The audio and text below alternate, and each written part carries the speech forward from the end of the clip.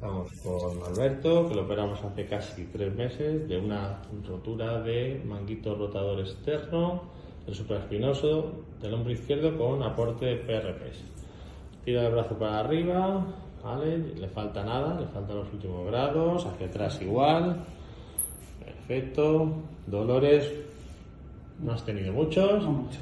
Y lo único que hay que tener paciencia. Sí. Hay que tener paciencia porque luego la rehabilitación tarda, ¿no? O sea que estás contento, ¿no? Sí, Yo contento. también estoy contento, Sí, y ya en breve ya te ponemos a un fire a trabajar. Pues sí. Muy bien, muchas Gracias. gracias.